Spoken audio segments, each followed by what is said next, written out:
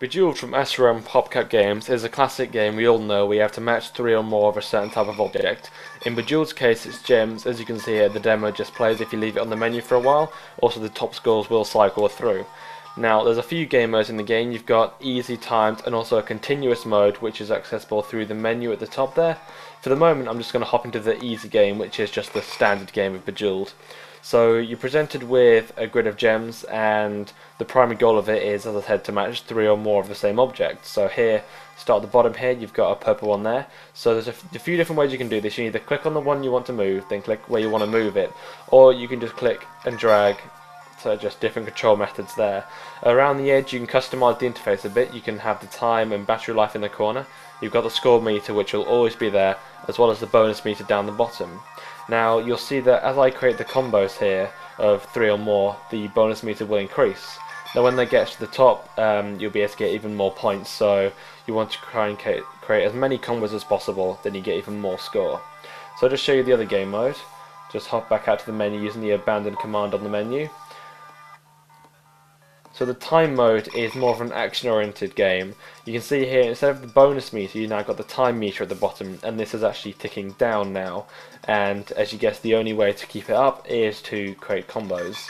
So as you can see, as I create the combos here, the time meter will go back up, and it's a matter of just keep on going till that hits 0. Now a general tactic that I use is to start from the bottom, so there's always new gems falling in from the top.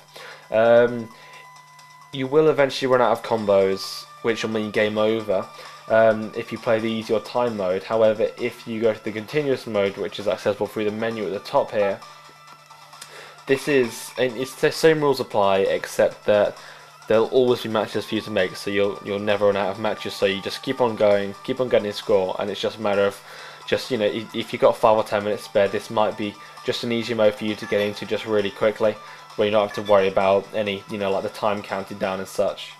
Now there's a few little things in the menu. In the options, as you'd expect, you can customize the game settings and sound settings, and also a tweak settings menu.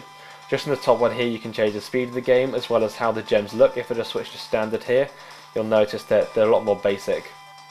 So it also means the game's very scalable, so if you've got maybe an older device, if you put the settings on low, such as standard there, it might make the game run a little faster. In the sound settings, as you'd expect, you've got the effects and music volume, and you can mute either of them by clicking on the little tick box. And finally, the tweak settings is more sort of personal things here, so you've got either when the gems fall, they fall together, or they fall separately.